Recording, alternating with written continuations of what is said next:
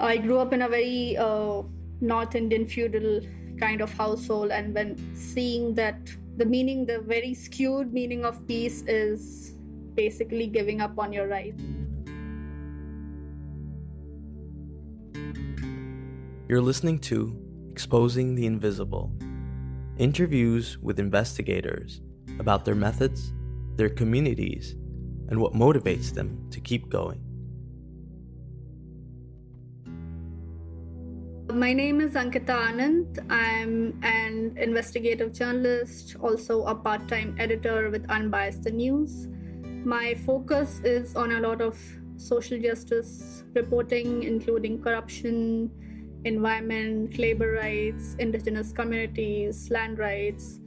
I do a lot of rural reporting, but also cross border collaborations when I'm reporting, and I like to mix up a lot of genres and formats when working with people. The fact that I started out professionally being an activist has a lot to do with my gender and having seen gendered inequality around me in my own home. I remember things like my uncle was going to get married, and I went with him for the shopping. And there's this big brand called Raymond's, and I went with my uncle, and he had to buy a tie. And I loved writing, so I even filled up the feedback section, etc., about their collection of ties and what a wide variety they presented to their customers.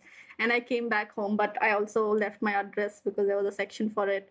I wasn't aware enough about my privacy rights, so I left my address and my phone number there.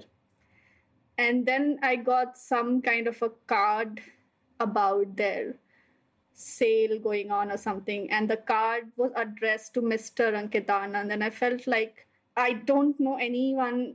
Ankita is not that unusual a name in India, and I don't know of any guy who's named Ankita, but they just assumed that they have to, like, anyone who's written or anyone who's come to their shop. So I didn't really know of words like feminism, but I called them up, found their number. I was in the 8th grade. I called them up and I said, why are you assuming that everyone is a man and I'm not a guy, and you should have written MS and not MR. So there was this kind of very low tolerance or zero tolerance towards injustice. And I was making do with these little tools like letters to the editor and phone calls to tie shops that really shaped my desire to speak up. And like I said, it's always personal and not to let people get away with bad behavior. I felt quite helpless a lot of times growing up because I felt I can't get these men to change how they treat their partners or their mothers. But I felt like, okay, I will not be treated this way. And whenever I see things happening, I felt the urge to speak out and change that.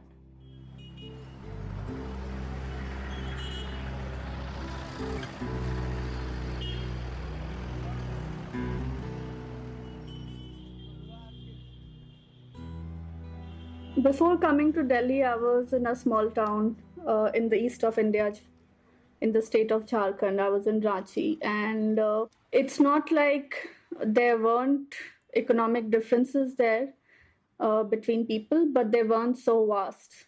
I had this pair of school shoes, and I had a pair of shoes I could wear when I went out to any party or something. And then I saw this girl wearing her school shoes to a party, and I felt bad that, okay, some people don't have an extra pair of shoes. But that was pretty much it, at least in my circle. And then when I came to Delhi, I saw these, skyscrapers and big cars, and then all these people sleeping under the flyovers and being underpaid, construction work going on all around, and people living in really bad conditions. So I felt like this is a huge gap, and I can't just be in a cocoon and write about very specific things that would probably be relevant to a very small part of the society I live in. And so I felt I want to do something that's more relevant to a greater section of society. And I told my teachers that this is what I'm feeling. Can you lead me to something, some group I can work with? And they told me about a human rights group, a voluntary group where everyone had their jobs, but they would get together and also pick up these issues, including labor issues. And I joined the group. And that actually was the first lesson in investigating, because they used to have these fact findings where some kind of human right violation would be reported, and we would go there as a team.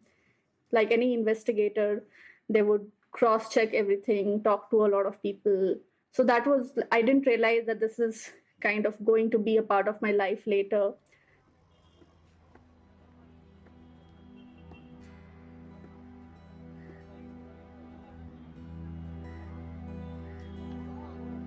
I really liked the fact that I could get so angry about so many things.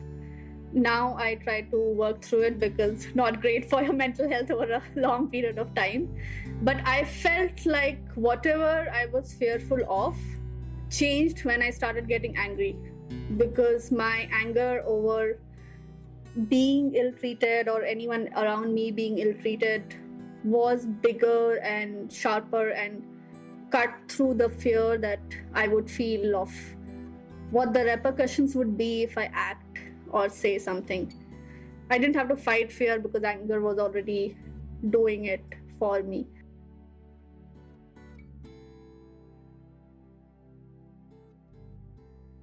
The investigation bit, I think, happened very organically when actually first only still submitting essays to this magazine that I first began writing for. And then the editor said, why don't you also do a report for us?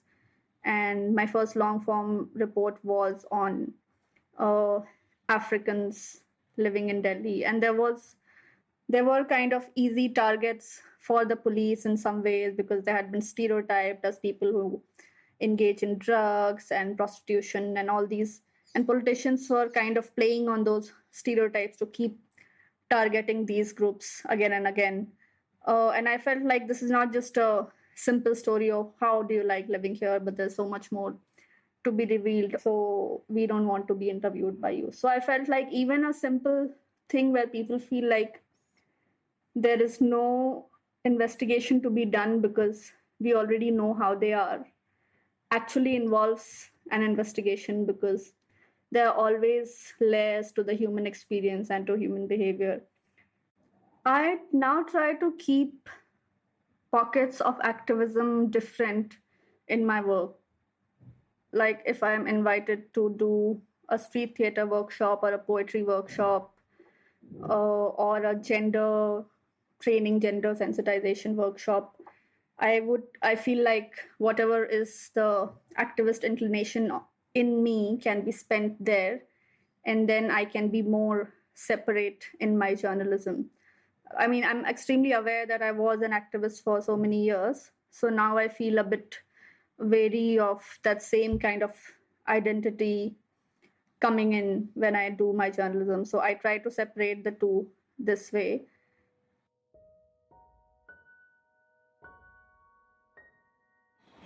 Being curious is definitely something that goes a long way in making a good investigator, because then one is actually finding things rather than just already stating what they have decided upon.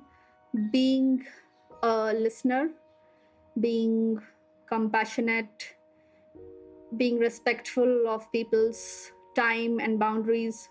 Mostly people like to talk and they like the stories to be told. So many times people have asked me, you are doing this and we have been suffering all this for so many years.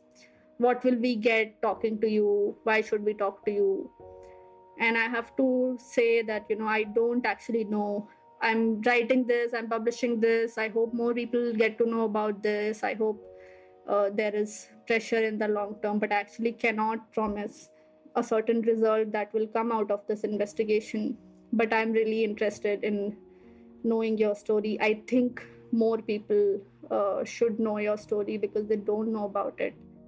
Once they feel like, they would be heard respectfully and patiently and not misquoted or misreported, mostly people are happy to talk, is what I have found in my experience.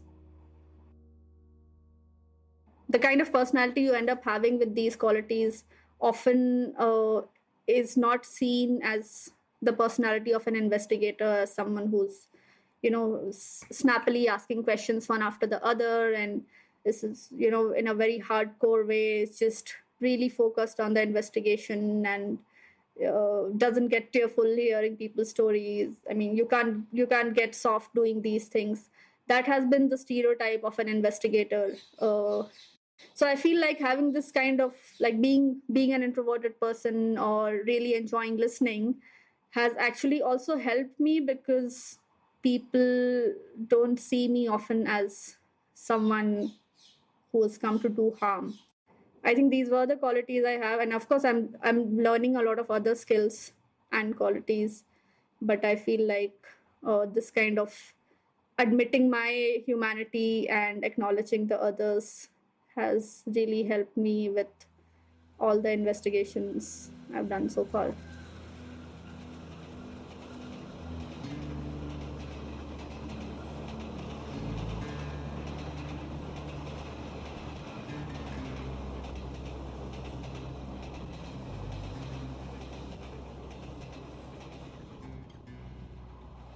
I think one thing which really acts in my advantage is time. I often travel with just a one-way ticket and don't already decide my return. When I meet people, I say, okay, tell me what time is good for you. And they will say, when do you have to go back? And I would say, you tell me how much time you have, because I have time. And they would take me to all sorts of things, to their family, and some wedding is happening. And okay, do you want to come to this wedding? You could meet people there. And so many things could be relevant for the story. So many things could actually lead to other stories. So that is something I really enjoy, to go with a list of people I want to talk to go with these 10 questions I definitely want to ask, but otherwise be really open to the shape it is taking, to the answers that are coming up, to the questions I did not think of. So I would have these questions, but I would really just listen to stories, and then once they're done speaking, then I would say, okay, 3 new questions have just come up on the basis of what this person said. So now I would ask those 3 questions, and then eventually also the questions I went with. I had actually gone to the state where there's a big section of indigenous population, and I was supposed to do a story on land grab, and I was tracing that story. And then this person who was my local contact said that actually, we already have all these stories of the exploitation of indigenous land and violation of forest rights, but there are also these stories of resistance and resilience, innovation that you should look at. And there are these people who actually managed to save their village, in the sense that their village was being turned into a municipality, which means you have to pay higher taxes, you lose control and rights over your land. But if it's a village, it's much simpler. So how these people then kept fighting, and they used their rights, the special rights indigenous people have over forest land, to keep pushing out the government's agenda. In the end of it, these villagers managed to push out this forced transformation that was actually costing them rather than making anything better. I could do the story because I didn't feel like I have to show them only in a certain light and as victims. And I had time and I was willing to travel. The community opened up to me more. I also did a lot of culture stories because there was a very, they felt there has been a very simplistic representation of their culture, because they don't follow a lot of what goes on in cities. So the fact of spending so much time writing about their lives other than as people who are victims, but as people who are these safeguards of forests, how a lot of their cultural traditions actually make so much sense and also end up saving the environment, also end up protecting women's rights. That kind of open listening and spending time also helped me gain the community's trust and have access to more stories later.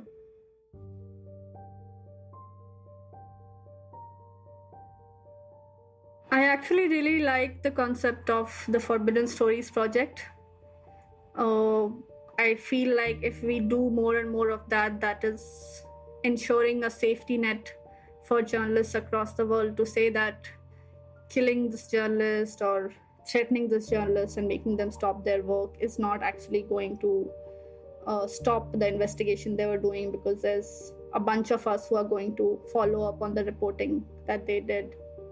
The project started because a journalist who was doing an investigation got killed, and then a bunch of journalists decided that they would carry forward her investigation, not letting the idea or the findings die with her, so that the people who did assassinate her know that you cannot kill an idea or an investigation by killing a person, and that actually something like that actually ensures the safety of journalists.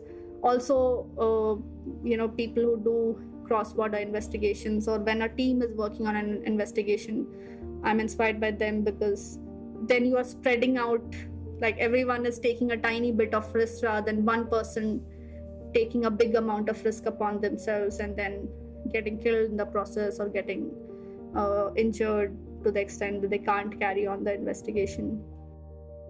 I'm also inspired because they made me rethink some of my own methods. I felt like I'm more comfortable working alone. I don't know if it's a good idea to work in a bunch. What if I'm not compatible with these people? We have very different ethics.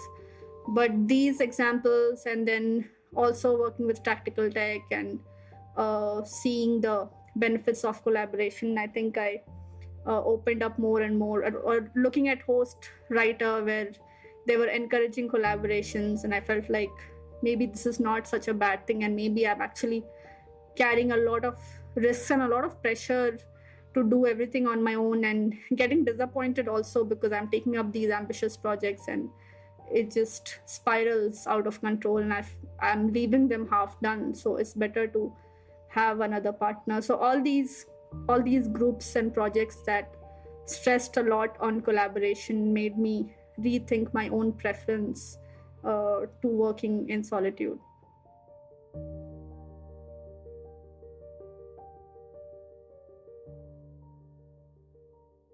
Cross-border collaborations are done in different ways. When we are doing an investigation that concerns more than one country, or the relationships between different countries, some of the relationships upfront in government documents, and some of the relationships going on in kind of an underhand way.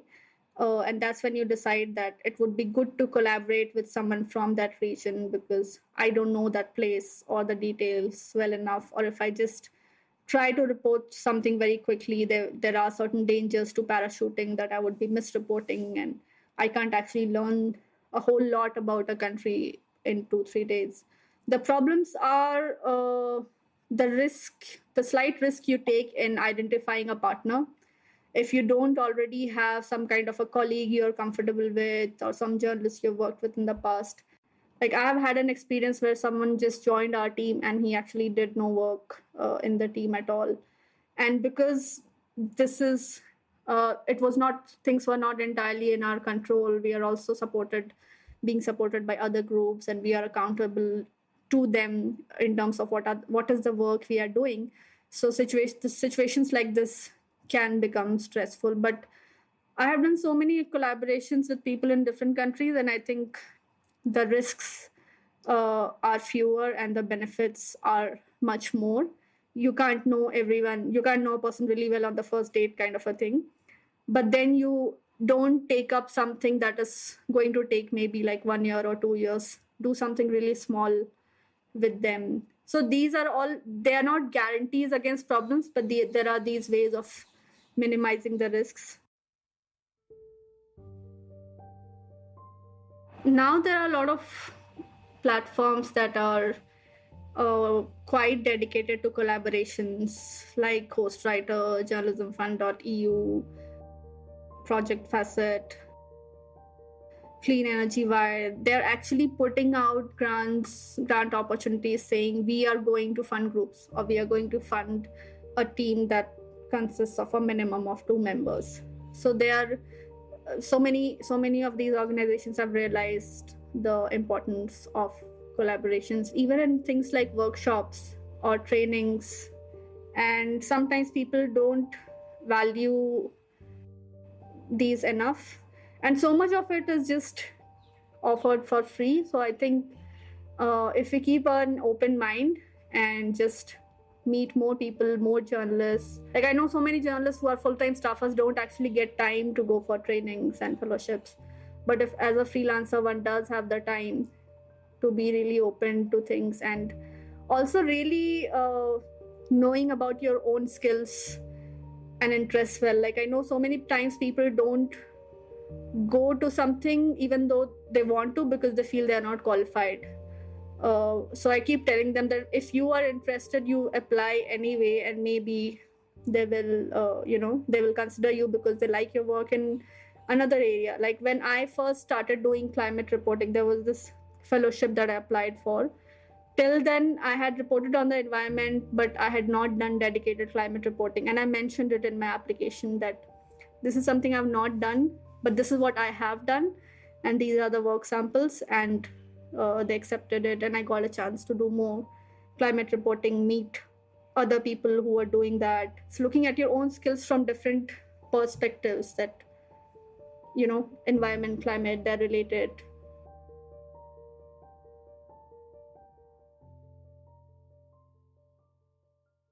The grants and fellowships that I get definitely have a huge impact on the work that I do as a freelancer in India, where a big number of media organizations actually pay. Most of them pay very badly, and it's not easy to sustain yourself and pay your rent and your bills. I actually feel guilt because I talk to all these people, and I don't know if I'm actually able to finish all these additional stories. Maybe a couple I'm able to do, but I may not have the sustainability to do these additional 5 stories that I heard about or I looked at when I went there, because there is this pressure on me to get the next chunk of money to take me through the next 3 or 4 months. So that definitely impacts my work and also my own satisfaction with the work that I'm doing. There's also a good number of people wanting to do it but do not have the resources, or who are really passionate about investigations and they are just sent out into the field exploiting that passion without any security, safety, anyone looking out for them. Enough follow-ups are happening. If I present a new idea, it's much more exciting for a grant giver. But if I say I want to go back to the same place, it may be seen as, oh, but this is already done. What is the new thing that you are offering?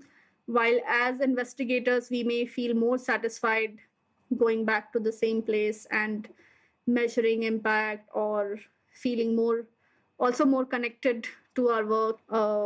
And we will also then be able to get more expertise on that subject, on that area, if more of such follow-ups are supported. I'm not saying it's not happening, but I think it's not happening enough, including in my own life. The initial enthusiasm of having created some impact wears off, and I feel like I would like to see if it's still there, or if the impact has now worn off and I need to do another round of investigation there.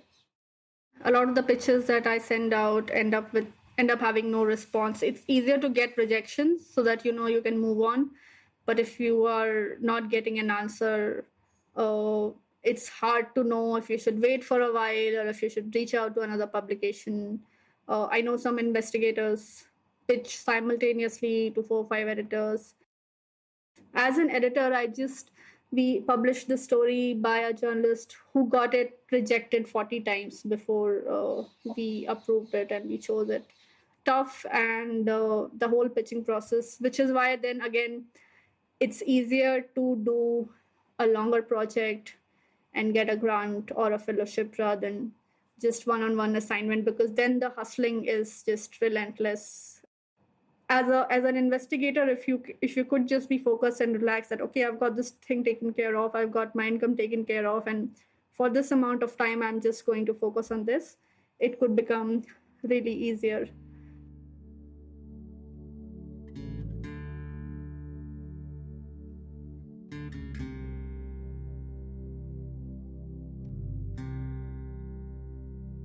Last year I got a grant to do a project which I had been pitching for definitely not 40 times, but I had been pitching over 5 years. It's the story of this woman who's unlettered, who's old, she's single, her husband died when she was quite young, and she's helping all these women fight domestic violence. She's encouraging them to go to court. She cannot read and write, but she has a good grasp of the court processes, what your rights are as a woman, what you can ask for as part of your husband's property. So she has all this knowledge, and she has a lot of compassion, to the extent that her phone number is written on the wall of her house outside, and people actually call her even at 2 a.m. So this was the story that he was pitching. I don't know if it didn't catch attention because solutions is still not that big a thing in India. It's picking up, solutions journalism, but it's still not that big, or because domestic violence is such a rampant issue in India that something related to it does not seem very new. At Unbiased the News, what we are trying to do is, rather than looking for that perfect pitch, that kind of flawless articulation, we are really trying to look at, is there a story there that we would love to tell?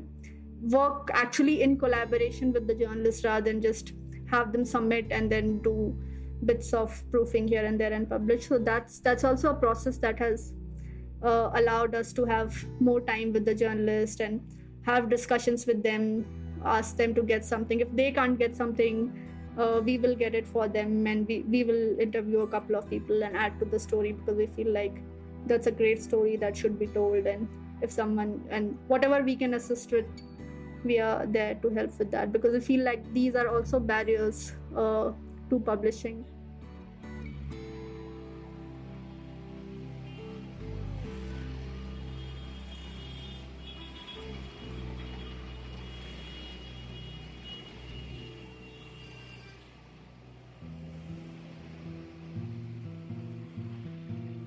Exposing the Invisible is a podcast by Tactical Tech with funding from the European Commission. Interview and production by Joe Barrett. From Tactical Tech, the Exposing the Invisible team is me, Wael Iskandar, Laura Ranka, Marek Dushinsky, and Christy Lang.